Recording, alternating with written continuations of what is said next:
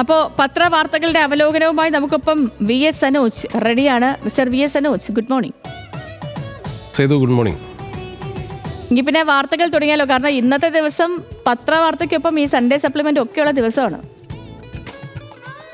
തീർച്ചയായിട്ടും ഞായറാഴ്ച സംബന്ധിച്ച് ഒരു വളരെ പ്രധാനപ്പെട്ട ധാരാളം വായിക്കുന്നവരെ സംബന്ധിച്ച്, പത്രം വായിക്കുന്നവരെ സംബന്ധിച്ച് വളരെ ഒരുപാട് കാര്യങ്ങൾ വായിക്കാനുള്ള ദിവസമാണ്. ഒരുപാട് രസകരമായ സ്റ്റോറീസ് എല്ലാം ഉണ്ട്, എല്ലാ പത്രങ്ങളിൽ തന്നെ ഉണ്ട്.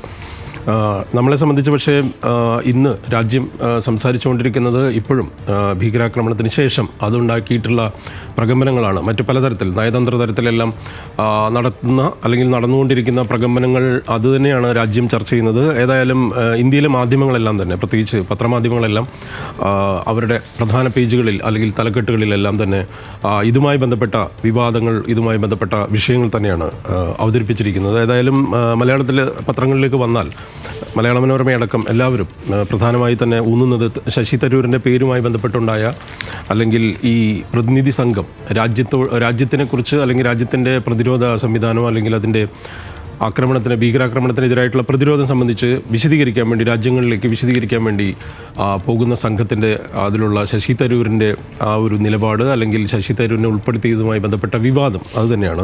അതിൽ നയത്തിൽ തന്ത്രം എന്നാണ് മനോരമ പറയുന്നത്. കാരണം അത് ശരിയാണ്. കാരണം അതൊരു വളരെ നമ്മൾ കഴിഞ്ഞ ദിവസങ്ങളിലെല്ലാം ചർച്ച ചെയ്തതുമാണ്. അതായത് ഇതിനകത്തൊരു തന്ത്രം ഉപയോഗിച്ചിരിക്കുന്നു കേന്ദ്ര സർക്കാർ. ആ തന്ത്രം വളരെ നല്ല സക്സസ്ഫുള്ളായി വന്നിരിക്കുന്നു എന്ന് പറയേണ്ടി വരും. കാരണം ഒന്ന്, എല്ലാ തരത്തിലുള്ള രാജ്യത്തിനകത്തുള്ള പ്രതിപക്ഷം ഉൾപ്പെടെയുള്ള കക്ഷികളുടെ വിമർശനത്തെ വേറെ തരത്തിൽ ഹാൻഡിൽ ചെയ്യാൻ BJPക്ക് അല്ലെങ്കിൽ കേന്ദ്ര സർക്കാരിന് സാധിച്ചു. അതുകൊണ്ട് തന്നെ ചെറിയ വിമർശനങ്ങൾ അല്ലെങ്കിൽ വലിയ വിമർശനങ്ങൾ ഉൾപ്പെടുത്തിയ നേതാക്കളെ തന്നെ ആ സമിതിയിൽ ഉൾപ്പെടുത്തി.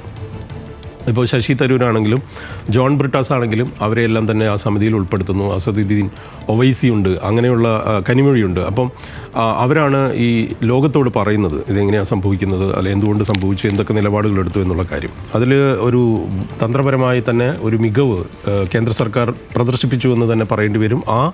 ആ പ്രദർശിപ്പിച്ചതുമായി ബന്ധപ്പെട്ട വിവാദം, അതിനെ സംബന്ധിച്ചുള്ള കൃത്യമായ പലതരം ആംഗിളുകൾ പത്രങ്ങൾ നൽകിയിരിക്കുന്നു. പൊളിറ്റിക്കൽ സ്ട്രൈക്ക് എന്ന് പറഞ്ഞുകൊണ്ട് മാതൃഭൂമി കൊടുത്തിരിക്കുന്നു. ഏതായാലും മനോരമ നയത്തിൽ തന്ത്രം എന്ന് പറയുന്ന ആ തലക്കെട്ട് നന്നായി എന്ന് എനിക്ക് തോന്നുന്നു. ഒന്നാം പേജിൽ മറ്റ് രണ്ട് വാർത്തകൾ മനോരമയെ സംബന്ധിച്ചിടത്തോളം, ഒന്ന് നമുക്കറിയാവുന്നതുപോലെ മാർപ്പാപ്പയുടെ സ്ഥാനാരോഹണം സംബന്ധിച്ചാണ്.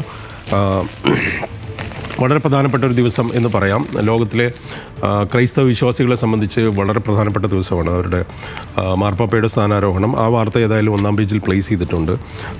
മറ്റൊന്ന്, നേരത്തെ പറഞ്ഞ ശശി തരൂരിൻ്റെയുമായി ബന്ധപ്പെട്ട അല്ലെങ്കിൽ നയത്തിൽ തന്ത്രത്തിൻ്റെ ബാക്കി വാർത്തകൾ ഉൾപേജുകളിൽ വളരെ വിശദമായി തന്നെ മനോരമ സവിസ്തരം പരാമർശിച്ചു പോകുന്നുണ്ട്. ആ രീതിയിലാണ് അത് വാർത്തകളെ പ്ലേസ് ചെയ്തിരിക്കുന്നത്. മറ്റൊന്ന്, നമ്മളെല്ലാം ഞെട്ടിച്ച, ഇപ്പം നേരത്തെ ചെയ്തു പറഞ്ഞതുപോലെ ഈ EDയുടെ കൈക്കൂലി കേസാണ് കേരളത്തെ സംബന്ധിച്ച്.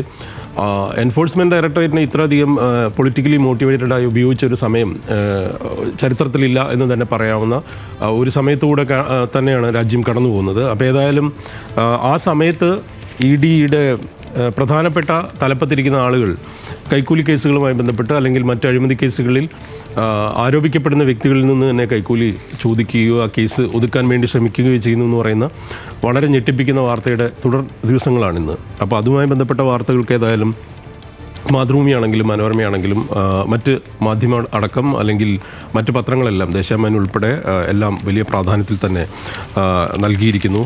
പോലീസിൻ്റെ അതുപോലെ തന്നെ മനോരമയിൽ നമ്മൾ ഈ പോലീസിൽ ഉണ്ടായിട്ടുള്ള സ്ഥാനക്കയറ്റവുമായി ബന്ധപ്പെട്ടും ചുമതലകളിലെ കൈമാറ്റവുമായി ബന്ധപ്പെട്ടൊക്കെ ഒരു ഓർഡർ ഇറങ്ങുകയും അത് വളരെ അസാധാരണമായ രീതിയിൽ മരവിപ്പിക്കുന്ന ഒരു സാഹചര്യം ഉണ്ടാകുന്നു. അതിൻ്റെ കാരണം എന്താണെന്നുള്ളത് സംബന്ധിച്ചും അതിന് പുറകിലുള്ള നീക്കത്തിൻ്റെ പൊളിറ്റിക്സ് എന്താണെന്നുള്ളത് സംബന്ധിച്ചൊക്കെയുള്ള ചർച്ച നടന്നുകൊണ്ടിരിക്കുമ്പം ഏതായാലും അസാധാരണ നടപടിയുമായി സർക്കാർ എന്നും പോലീസ് തലപ്പത്തെ അഴിച്ചുപണി മരവിപ്പിച്ച കാര്യവും മനോരമ കൊടുത്തിട്ടുണ്ട്. ഒപ്പം ശശി തരൂരിൽ ചാഞ്ഞും ചെരിഞ്ഞും എന്ന് പറഞ്ഞുകൊണ്ട് 9-ാം പേജിൽ അതിൻ്റെ വിശദമായ സ്പ്ലിറ്റ് കൊടുത്തിരിക്കുന്നു. ഇതൊരു വലിയ രീതിയിൽ അതേസമയം ജയശങ്കറിനെതിരെ, അതായത് ജയശങ്കറിനെതിരെ രാഹുൽ ഗാന്ധിയുടെ പ്രസ്താവനയുണ്ട്. കാരണം ഈ ഭീകരാക്രമണത്തെ തുടർന്നുള്ള പ്രതിരോധ രീതി അല്ലെങ്കിൽ പ്രത്യാക്രമണം സംബന്ധിച്ച് ചില കാര്യങ്ങളിൽ പാകിസ്ഥാനുമായി നടത്തിയ ആശയവിനിമയം സംബന്ധിച്ചൊരു വിവാദം കത്തിക്കൊണ്ടിരിക്കുന്നു. അതിന് വരും ദിവസങ്ങളിൽ വലിയ വാർത്തയാവുന്നുള്ള കാര്യത്തിൽ യാതൊരു സംശയവുമില്ല. മറ്റൊരു പ്രധാനപ്പെട്ട നമ്മളെല്ലാം കാത്തിരുന്നൊരു കാര്യം എന്ന് പറയുന്നത് മെസ്സി വരുമോ ഇല്ലയോ എന്നുള്ളതാണ്. ആ കാര്യത്തിൽ ഇപ്പോഴൊരു തീരുമാനമായിട്ടില്ല. ഏതായാലും കഴിഞ്ഞ ദിവസം മന്ത്രി വരാൻ സാധ്യത പറയുന്നു. അതിൻ്റെ സ്പോൺസർമാരുമായി ബന്ധപ്പെട്ട അവരുടെ ഭാഗത്തുനിന്നുണ്ടായ വീഴ്ചയെ സംബന്ധിച്ച് പറയുന്നു. സ്പോൺസർ അവരുടെ ഭാഗം വിശദീകരിക്കുന്നു. വരുമോ ഇല്ലയോ എന്നുള്ള കാര്യത്തിൽ ഏതായാലും ഫുട്ബോൾ ആരാധകർക്ക് വലിയ ആശങ്കയുണ്ട്. പക്ഷേ ഏതായാലും അത് സംബന്ധിച്ച വാർത്തയും മലയാളത്തിലെ പത്രങ്ങളിലുണ്ട്.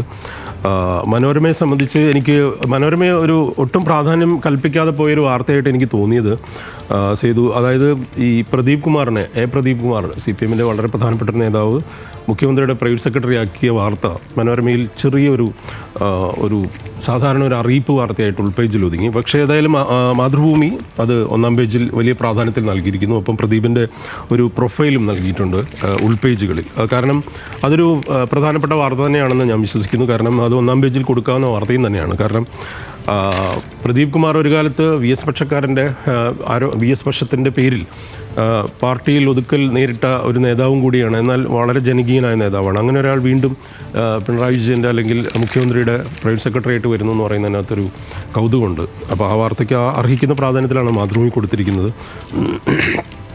മറ്റൊരു കൗതുക വാർത്ത മാതൃഭൂമിയിലുള്ളത് ചൈനയിൽ തിരുവാതിര മതിൽ എന്ന് പറഞ്ഞ് 14-ാം പേജിലാണ്.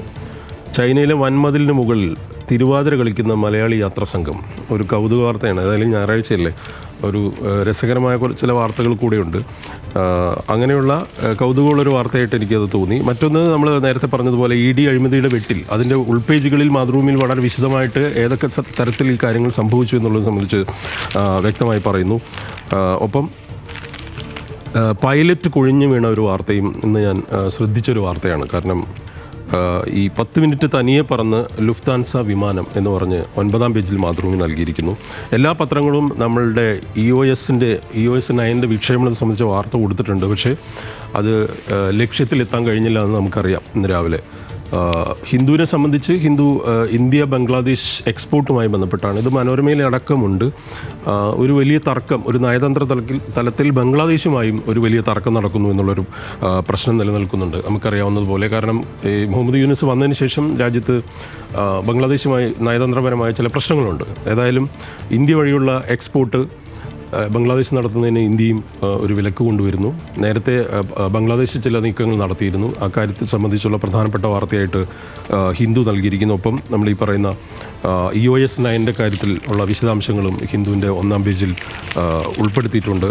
ഒപ്പം ഇതുമായി ബന്ധപ്പെട്ട് പറയാവുന്നത് ഈ ഭീകരാക്രമണത്തെ തുടർന്നുള്ള മറ്റ് വിഷയങ്ങളെ ഏതായാലും ഹിന്ദു കാര്യമായിട്ട് തന്നെ പ്രതിപാദിച്ചിട്ടുണ്ട് ഉൾപേജുകളിലെല്ലാം. അതിൽ ഏറ്റവും പ്രധാനപ്പെട്ട ഒരു വാർത്ത എന്ന് പറയുന്നത് ഈ ട്രാവൽ വ്ളോഗർ അറസ്റ്റ് ചെയ്യപ്പെട്ട ഹരിയാനയിലെ സ്പൈയിങ് ചാരവൃത്തിക്ക് ഒരു വ്ളോഗർ അറസ്റ്റ് ചെയ്യപ്പെട്ട വാർത്ത ഏതായാലും ഇംഗ്ലീഷ് മാധ്യമങ്ങൾ പ്രാധാന്യത്തിൽ കൊടുത്തിട്ടുണ്ട്. അവരുടെ പേര് ജ്യോതി റാണി എന്ന് പറയുന്നു. അതുമായി ബന്ധപ്പെട്ട വാർത്തയും ഹിന്ദു നൽകിയിരിക്കുന്നു. ഒപ്പം ഈ കേന്ദ്രം ഫണ്ട് തടഞ്ഞു വയ്ക്കുന്നതുമായി ബന്ധപ്പെട്ട് സ്റ്റാലിൻ വലിയ നീക്കം നടത്തുന്നു എന്നുള്ള വാർത്തയ്ക്ക് ഹിന്ദു ഏതായാലും 10-ാം പേജിൽ പ്രാധാന്യം നൽകിയിരിക്കുന്നു. ഒപ്പം ഇന്ന് ഞായറാഴ്ചയാണ്. അവരുടെ എഡിറ്റോറിയൽ പേജെല്ലാം വളരെ റിച്ചാണ് ഹിന്ദുവിൻ്റെ. 17-ാം പേജിൽ ഫേസ് ഓഫ് കൗണ്ടർ അറ്റാക്ക് എന്ന് പറഞ്ഞ് വിക്രം മിശ്രയെക്കുറിച്ചൊരു പ്രൊഫൈൽ ലേഖനം ഉണ്ട്. അത് വായിക്കേണ്ട ഒരു ലേഖനമാണ് എന്ന് എനിക്ക് തോന്നുന്നു. ഇന്ന് ദേശാഭിമാനിയിൽ എനിക്ക് ഒരു പ്രത്യേകമായി തോന്നിയത് ഈ കൈക്കൂലി കേസാണ്. ED-യുമായി ബന്ധപ്പെട്ട് 2 കോടി രൂപ കൈക്കൂലി ആവശ്യപ്പെട്ടെന്ന് ബിഷപ്പിൻ്റെ പ്രസ്താവനയും കൂടെയുണ്ട്. ഏതായാലും കെൽട്രോണിൻ്റെ ഒരു വാർത്തയുണ്ട്. പുനരുദ്ധാര പ്രവർത്തനത്തിന് 395 കോടി. ഒപ്പം ദേശാഭിമാനിയുടെ പുരസ്കാരം ലീലാവതി ടീച്ചർക്ക്. അങ്ങനെയൊക്കെയുള്ള ധാരാളം വാർത്തകളുണ്ട്. ഏതായാലും ഈ ട്രാവൽ വ്ളോഗറുടെ അറസ്റ്റ് ചന്ദ്രികയും സുപ്രഭാതവും മാധ്യമവും അടക്കം എല്ലാ അത്തരം ഈ ലീഗിൻ്റെ ഉൾപ്പെടെയുള്ള പത്രങ്ങളെല്ലാം, അല്ലെങ്കിൽ ലീഗ് മറ്റ് സംഘടനകളുടെയൊക്കെ പത്രങ്ങളെല്ലാം വലിയ പ്രാധാന്യത്തിൽ 1-ാം പേജിൽ നൽകിയൊരു ദിവസം കൂടിയാണ് എന്ന് എനിക്ക് പറയേണ്ടി വരും. കാരണം മറ്റൊന്ന്, ഇംഗ്ലീഷ് പത്രങ്ങളിലെല്ലാം ഈ നയതന്ത്രത്തിൽ തന്നെയാണ് ഊന്നി നിൽക്കുന്നത്. ഒന്ന് നയതന്ത്രം, മറ്റൊന്ന് EOS-ൻ്റേതും ഒപ്പം ഇതുമായി ബന്ധപ്പെട്ട് S ജയശങ്കറിൻ്റെ കാര്യം, അങ്ങനെയുള്ള വാർത്തകളിൽ തന്നെയാണ് നിൽക്കുന്നത്. ഏതായാലും ഞായറാഴ്ച വളരെ ധാരാളം വാർത്തകളുള്ള ദിവസമാണ്. ഇനിയുള്ള മണിക്കൂറുകളിൽ എന്തൊക്കെയാണ് സംഭവിക്കുക എന്ന് നമുക്കേതായാലും നോക്കാം.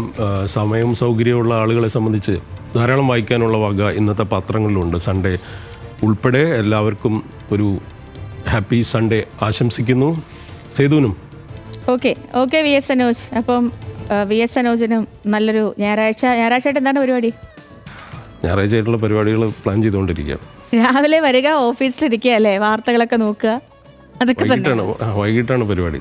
വൈകിട്ടാണ് പരിപാടി. ഓക്കെ, ശരി വി എസ് സനോജ്. അപ്പോൾ നമുക്ക് നാളെ വീണ്ടും കണ്ടുമുട്ടാം.